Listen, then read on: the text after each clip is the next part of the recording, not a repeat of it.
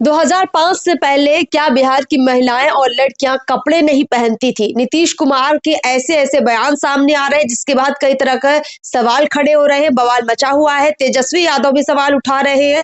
दूसरी ओर बिहार के लोग भी जानना चाहते हैं कि महिलाओं को लेकर नीतीश कुमार की जुबान से बार बार ऐसे शब्द निकलते कैसे हैं? क्या नीतीश कुमार की मानसिकता महिलाओं के प्रति, लड़कियों के प्रति कुछ बदल रही है? नीतीश कुमार के जहन में कुछ और चलता है, या फिर नीतीश कुमार बूढ़े हो गए हैं, उनको डिमेंशिया हो चुका है? ऐसे कई सवाल हैं जिनके वाजिब जवाब हर कोई जानना चाहता है। हमारे साथ चर्चा में जुड़े हुए हैं पूर्व आईपीएस अमिताभ कुमार दास जी, जिनका बहुत बहुत स्वागत है सर।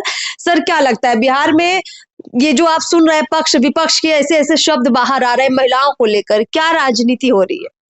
देखिए, राजनीति तो अपनी जगह है, लेकिन एक बात तो साबित हो गई है कि पलटू राम की दिमागी हालत जो है वो बहुत ज्यादा बिगड़ चुकी है और वो दिनों दिन बिगड़ती जा रही है। अभी जैसे बेगूसराय की जो चर्चा आप कर रही हैं, जीविका दीदियों के बीच जाकर उन्होंने कहा कि 2005 के पहले लड़की सब कपड़ा पहनती थी जी।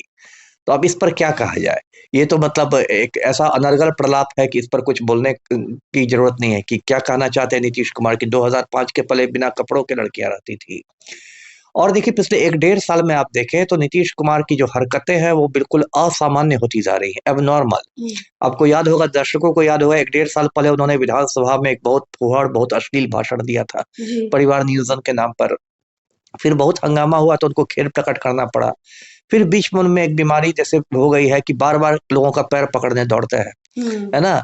कभी किसी ठेकेदार का पैर पकड़ने लगेंगे। अभी गंगा पथ का उद्घाटन हुआ था, मरीन ड्राइव के तीसरे चरण का, तो उन्होंने कहा कि मैं तो ठेकेदार, मैं आपका पैर पकड़ लेता हूँ। और बहुत अजीबोगरीब स्थिति हो गई थी। आईएएस अधिकारी लोग रास्ता रोक रहे थे मुख्यमंत्री का, रुक जाइए सर, रुक जाइए सर, और वो पैर पकड़ने दौड़ रहा है। कभी कोई अशफाक करीम गए थे पार्टी में ज्वाइन करने, तो उनका पैर पकड़ने लगे। कभी मोदी जी का पैर पकड़ लेते हैं। कभी किसी अधिकारी को बोले थे मीटिंग में, मैं आपके पैर पकड़ता हूँ। ये क्या हो रहा है भाई, है ना। अब देखिए, एक श्रद्धांजलि सभा में गए थे, महावीर चौधरी को श्रद्धांजलि देनी थी, उनके हाथ में फूल दिए गए मुख्यमंत्री को। उनको महावीर चौधरी की तस्वीर पर पुष्पांजलि करनी थी, उन्होंने जाकर फूल चढ़ा दिए अशोक चौधरी के सर पर। जो उनके जो जीते जी है उनको जिंदा रहते श्रद्धांजलि दे दी। सब हक्के बक्के रह जाते हैं। लोकसभा चुनाव किसमें कह रहे थे कि हम लोग 4000 सीट जीत रहे हैं, 4000 सीट जीत रहे हैं, क्या मजा। 400 के आंकड़े को 4000 बता रहे और थे। एक जगह नहीं, एक जगह आप कह सकते हैं कि जवान फिसल गई, किसी की फिसल सकती है। बार बार अलग अलग सभाओं में आप कह रहे हैं कि हम लोग 4000 सीट जीत रहे हैं। प्रगति यात्रा पर जब नीतीश कुमार थे और साथ में एक कार्यक्रम में शायद सम्राट चौधरी भी थे, जीविका दीदियों से बात कर रहे थे और कह रहे थे महिलाओं के सामने कि हम आप ही से तो पैदा हुए हो, कुछ आगे और बोलना चाह रहे थे पर बचा लिया सम्राट चौधरी ने। बिल्कुल, वो जीविका दीदियों के पास पहुंच गए, कहते कि अरे हम लोग तो आप ही से न आते हैं जी, अरे आप तो बहुत पावरफुल हैं जी। अब सम्राट चौधरी को टेंशन में हो गया कि नीतीश कुमार तो एकदम स्त्री रोग विशेषज्ञ की भूमिका में आ रहा है, तो उन्होंने कंधे पर हाथ रख के कहा, चला जाए सर, चला जाए सर। वहां से उनको ले गए। तो ये मतलब एक बहुत नीतीश कुमार की अपनी इज्जत का तो फलूदा बन ही रहा है। तो पूरे बिहार को इन्होंने मजाक का पात्र बना दिया। पूरा हिंदुस्तान बिहार पर हंस रहा है कि कौन ये विदूषक है, मुख्यमंत्री है। इतिहास में ऐसा कभी मुख्यमंत्री आपने देखा है? किसी ने नहीं देखा, मैं नहीं किया, किसी ने नहीं देखा। और मतलब अजीब स्थिति आ गई है।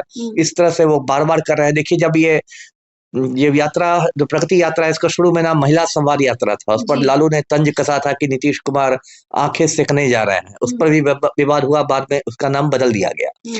अब ये भी एक बात, एक मानसिक ग्रंथि ही मुझे नीतीश कुमार में लगती है कि महिलाओं के प्रति एक मतलब इनमें कुछ अतिरिक्त आकर्षण है। यदि मान लीजिए आप प्रगति यात्रा में ही है तो आप सभी वर्गों से मिलिए, युवाओं से मिलिए, किसानों से मिलिए, सभी लोगों, समाज के तो सभी वर्ग है ना। अभी देखिए, बीपीएससी अभ्यर्थियों का 1 महीने से आंदोलन चल रहा है, एक आधिकारिक बयान नहीं आया पलटू राम का। एक उन्होंने शिष्टमंडल के लिए 5 मिनट का समय नहीं दिया। और जहां जाते हैं एकदम लगता है कि जीविका दीदियों के बीच पहुंच जाएंगे। एक बार मंच पर भी एक ऐसा किस्सा हुआ था जहां मंच संचालिका को जिस तरह से बोध गया का किस्सा हुआ था। एक महिला उद्घोषिका थी, जब मुख्यमंत्री मंच पर आए तो उन्होंने कहा कि हम मुख्यमंत्री का अभिनंदन करते हैं। तो मुख्यमंत्री एकदम उसके गले पड़ गए, बोलते हैं मैं भी आपका अभिनंदन करता हूँ। वो भी हक्की बक्की रह गई। तो ये बार बार ये क्या हो रहा है? अब देखिए, पड़ोसी राज्य हमारा पश्चिम बंगाल है, वहां ज्योति बसु 25 साल तक सीएम रहे और उसके बाद उन्होंने कहा कि अब मैं बुजुर्ग हो गया हूँ, अब मुझे आराम चाहिए।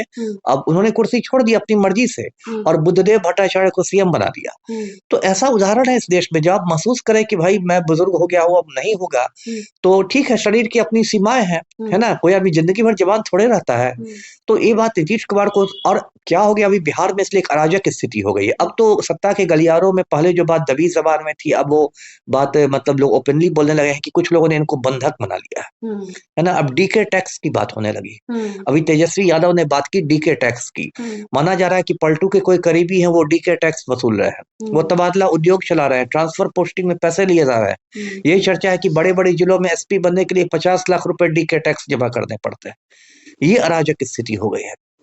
तो मुख्यमंत्री मतलब दिमाग से पैदल हो गया। अब तो कुछ महीने बाद ये भूल जाएंगे कि मैं बिहार का मुख्यमंत्री हूँ कि केरल का मुख्यमंत्री हूँ। कभी भी ऐसा भी बोल सकते हैं, है ना। इनको सचिव लोग बताएंगे कि सर आप केरल के नहीं, सब बिहार के मुख्यमंत्री थे।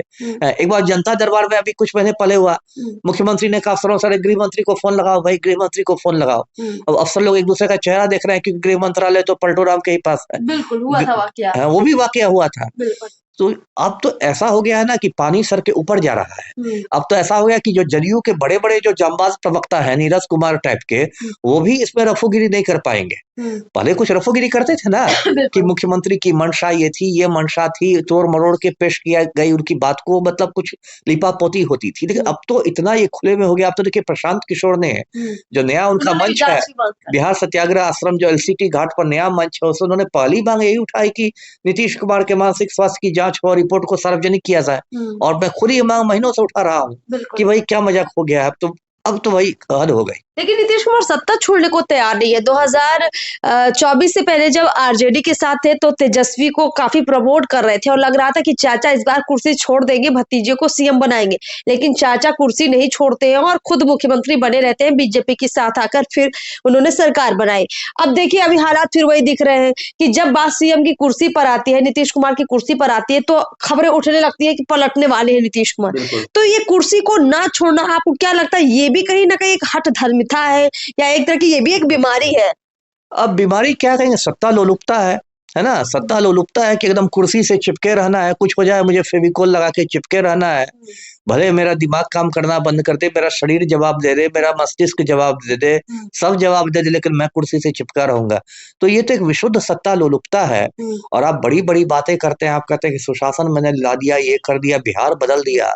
तो आप कुर्सी से अब ये स्थिति है जो आपका बेटा कभी नहीं बोलता था, वो कह रहा है कि पापा को वोट दे दीजिए। बेटा को भी लग रहा है कि पापा का जनाधार खिसकने लगा है, वो भी चिंतित हो गया है। तो ये क्या मजाक हो गया है। तो आपने सरकार तो अब बिहार में चल नहीं रही, कॉमेडी सर्कस चल रहा है। आप देखते रहिए कॉमेडी सर्कस। अगर फिर से मुख्यमंत्री बन गए नीतीश कुमार तो फिर ये कॉमेडी सर्कस कितना और जानदार हो जाएगा, शानदार हो जाएगा। अब ये कॉमेडी सर्कस नहीं रह जाएगा, वो ट्रेजेडी सर्कस हो जाएगा, है ना। अब वो कॉमेडी से ज्यादा ट्रेजेडी हो जाएगी। ऐसे मैं अभी भी उम्मीद करता हूँ कि भाई नवंबर में बिहार की जनता को कुछ होश आएगा, सद्बुद्धि आएगी जनता को, और इनको जनता पैदल कर देगी, इनको वापस कल्याण बिघा भेज देगी। चलिए सर, बहुत बहुत शुक्रिया हमसे बातचीत करने के लिए। तो नीतीश कुमार ठीक है, बहुत अच्छे राजनेता हो सकते हैं, कुछ वक्त के लिए मुख्यमंत्री भी बहुत अच्छे थे, लेकिन हर चीज का एक वक्त होता है और वक्त जब आपको दरकिनार करे तो आपको खुद साइडलाइन हो जाना चाहिए। और बिहार की जनता भी शायद यही चाहती है। नीतीश कुमार की जो हरकतें हैं वो सामान्य नहीं लगती है, ऐसा कई लोग कहते हैं। और अब उनके मानसिक स्वास्थ्य की जांच की मांग भी होने लग गई। देखते हैं कि इस बिहार की राजनीति में 2025 के चुनाव में क्या नीतीश कुमार बैकफुट पर जाएंगे, क्या नीतीश कुमार खुद सत्ता छोड़ेंगे, या फिर सब कुछ ऐसा ही चलता रहेगा। फिलहाल इस खास खबर में इतना ही। नमस्कार।